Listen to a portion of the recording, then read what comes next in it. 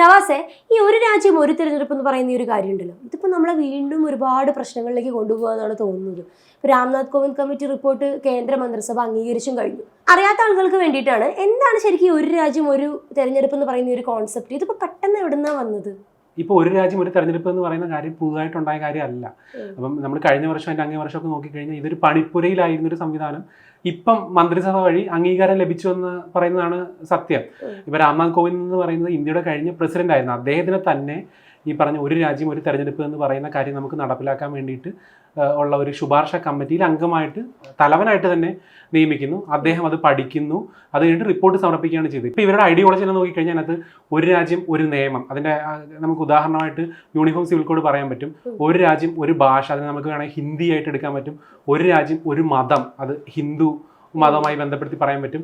പിന്നെ ഒരു രാജ്യം ഒരു ഭരണഘടന, അത് ഇപ്പോൾ കാശ്മീരിൻ്റെ പ്രത്യേകത റദ്ദാക്കി അവരുടെ ഭരണഘടന എടുത്തു കളഞ്ഞതുമായി ബന്ധപ്പെട്ട കാര്യം. അപ്പം ഇവർക്ക് ഈ ഒരു രാജ്യം ഒരു തെരഞ്ഞെടുപ്പിന് മുമ്പ് ഈ ഒരു രാജ്യം എന്ന് പറയുന്ന ഒരു കാര്യവുമായി ബന്ധപ്പെട്ട് ഒരാശയം തന്നെ നിലനിൽക്കുന്നുണ്ട്. അപ്പം രാജ്യത്തിൻ്റെ ഡൈവേഴ്സിറ്റി എല്ലാം റദ്ദാക്കിക്കൊണ്ട് ഇവർക്ക് ഒരു രാജ്യം ഒരു സംവിധാനം എന്ന് പറഞ്ഞ ഒരു കാര്യത്തിലാണ് കൊണ്ടുവരുന്നത്. ഇപ്പോൾ വേണമെങ്കിൽ ഇവർക്ക് ഫ്യൂച്ചറിൽ ഒരു രാജ്യം ഒരു ഗവൺമെൻറ് എന്ന് വേണമെങ്കിൽ പറയാൻ പറ്റും. സംസ്ഥാന സർക്കാരിനെ എല്ലാം എടുത്തു കളഞ്ഞിട്ട്. അപ്പം അതിൻ്റെ ബാക്കിയായിട്ടാണ്, അതിൻ്റെ ഒരു ഭാഗമായിട്ടാണ് ഈ പറഞ്ഞ ഒരു രാജ്യം ഒരു തെരഞ്ഞെടുപ്പ് എന്ന് പറഞ്ഞിട്ടുള്ള കാര്യം കൊണ്ടുവന്നിട്ടുള്ളത്. എന്താണ് ഒരു രാജ്യം ഒരു തെരഞ്ഞെടുപ്പ് എന്ന് നോക്കിക്കഴിഞ്ഞാൽ പേരിൽ തന്നെയുണ്ട്. ഫോർ എക്സാമ്പിൾ, ഒരു രാജ്യം ഒരു തെരഞ്ഞെടുപ്പ് എന്ന് പറയുമ്പോഴത്തേക്ക് രാജ്യത്ത് ഒരു തെരഞ്ഞെടുപ്പ് നടക്കുന്നു ഒരു സാഹചര്യത്തിൽ ഒരു കാലക്രമത്തിനുള്ളിൽ എന്നാണ് ഇവർ ഉദ്ദേശിക്കുന്നത്. അതായത് ലോക്സഭയിലേക്കുള്ള തെരഞ്ഞെടുപ്പുകളും സംസ്ഥാന നിയമസഭകളിലേക്കുള്ള തെരഞ്ഞെടുപ്പുകളും ഒരേ ഘട്ടത്തിൽ ഒരേ ഒരു കാലഘട്ടത്തിനുള്ളിൽ നടപ്പിലാക്കുന്നു എന്നാണ് ഇവർ ഉദ്ദേശിക്കുന്നത്.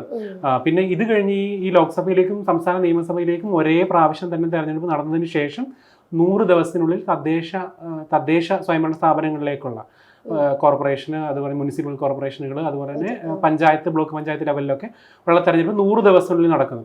അപ്പം ഒരു രാജ്യം ഒരു തെരഞ്ഞെടുപ്പ് എന്നുകൊണ്ട് ഇവർ ഇതാണ് ഉദ്ദേശിക്കുന്നത്. അപ്പോൾ ഇനിയിപ്പം ലോക്സഭാ തെരഞ്ഞെടുപ്പ് 2024 നടന്നു. പിന്നെ 2029 അടുത്ത തെരഞ്ഞെടുപ്പ് വരും. ആ സമയത്ത് ഇവർ ഇത് ഇംപ്ലിമെന്റ് ചെയ്യുമെന്നാണ് ഇവർ ഉദ്ദേശിക്കുന്നത്. അപ്പോൾ എന്ത് ചെയ്യും? നമ്മുടെ സംസ്ഥാന നിയമസഭയിലേക്കുള്ള തെരഞ്ഞെടുപ്പുകളും എല്ലാ തെരഞ്ഞെടുപ്പുകളും 2029 ഇവർ സിങ്ക് ചെയ്യും. ആ സമയത്ത് തന്നെ എല്ലാ തെരഞ്ഞെടുപ്പും നടപ്പിലാക്കുക എന്നാണ് ഇവർ ഉദ്ദേശിക്കുന്നത്. ഇത്ര വലിയൊരു രാജ്യത്ത്, അതായത് ഇത്ര വലിയൊരു ജനാധിപത്യ രാജ്യത്ത് ഈ ഒരു നിയമം എങ്ങനെ സാധ്യമാക്കാനാണ്? ഇത് എങ്ങനെ നടപ്പിലാക്കാൻ? ഇതിപ്പോൾ നടപ്പിലായെന്ന് വെച്ചാൽ തന്നെ ഇതിൻ്റെ പ്രൊസീജിയേഴ്സ്, ഇത് എന്ന് നിലവിൽ വരും, ഭരണഘടന മാറിപ്പോയി, ഇങ്ങനത്തെ ഒരുപാട് കാര്യങ്ങളിൽ ജനങ്ങൾക്ക് ഭയങ്കര കൺഫ്യൂഷൻ ഉണ്ടാവില്ലേ? അപ്പം ഇത് വെറുതെ നടപ്പിലാക്കാൻ പറ്റത്തില്ല. ഇതിന് കോംപ്ലക്സിറ്റീസ് ഇതിൻ്റേതായിട്ടുള്ളതുണ്ട്. ബില്ലുകൾ അവതരിപ്പിക്കേണ്ടതുണ്ട്, നിയമനിർമ്മാണവുമായി ബന്ധപ്പെട്ട ബില്ലുകൾ. ഫോർ എക്സാമ്പിൾ, ഈ പറഞ്ഞ പോലെ നിയമസഭയിലേക്കും ലോക്സഭയിലേക്കും തെരഞ്ഞെടുപ്പ് നടത്തുന്നതുമായി ബന്ധപ്പെട്ടിട്ടുള്ള നിയമങ്ങളിൽ ഭേദഗതി വേണം. അപ്പോൾ അതിൻ്റെ ബില്ലുകൾ അവതരിപ്പിക്കേണ്ടി വരും. മുനിസിപ്പൽ കോർപ്പറേഷനും പഞ്ചായത്തുകളിലേക്കുമുള്ള തെരഞ്ഞെടുപ്പുമായി ബന്ധപ്പെട്ടിട്ട് അതിനെ മാത്രം നോക്കിക്കാണുന്ന ബില്ല് അവതരിപ്പിക്കേണ്ടി വരും. അപ്പോൾ അത് ഈ പറഞ്ഞ പോലെ പാസ്സാക്കി എടുക്കേണ്ടി വരും.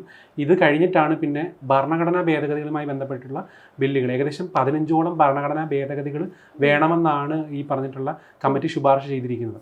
പാർലമെൻറ്റിൻ്റെ സഭയുടെ കാലാവധിയുമായി ബന്ധപ്പെട്ടിട്ടുള്ള ആർട്ടിക്കിൾ 83, അതുപോലെ തന്നെ പാർലമെൻറ്റ് ഡിസോൾവ് ചെയ്യുന്നതുമായി ബന്ധപ്പെട്ട് ആർട്ടിക്കിൾ 85, ഇപ്പോൾ സംസ്ഥാന നിയമസഭയുടെ കാലാവധിയുമായി ബന്ധപ്പെട്ടിട്ടുള്ള ആർട്ടിക്കിൾ 172 അമെൻഡ് ചെയ്യേണ്ടി വരും. അതുപോലെ തന്നെ സംസ്ഥാന നിയമസഭ ഡിസോൾവ് ചെയ്യുന്നതുമായി ബന്ധപ്പെട്ട് ആർട്ടിക്കിൾ 174, പിന്നെ രാഷ്ട്രപതി ഭരണം ഏർപ്പെടുത്തുന്നതുമായി ബന്ധപ്പെട്ട ആർട്ടിക്കിൾ 356. അപ്പോൾ ഇതുപോലെയുള്ള പ്രസക്തമായിട്ടുള്ള ഭരണഘടനാ ആർട്ടിക്കിളുകൾ എന്ത് ചെയ്യും? ഭേദഗതി ചെയ്യേണ്ട സാഹചര്യം നിലവിൽ വരും. നമുക്കിപ്പോൾ 2024 ഇപ്പം നമ്മുടെ ഈ വർഷം ലോക്സഭയിലേക്ക് തെരഞ്ഞെടുപ്പ് നടന്നു. അപ്പോൾ ഇനിയിപ്പം തെരഞ്ഞെടുപ്പ് നടക്കാൻ പോകുന്നത് 2029 അപ്പം 2029 മുമ്പ് തെരഞ്ഞെടുപ്പ് നടക്കുന്ന എല്ലാ സംസ്ഥാനങ്ങളിലെ നിയമസഭകളുടെയും കാലാവധി വെട്ടിച്ചുരുക്കേണ്ടി വരും.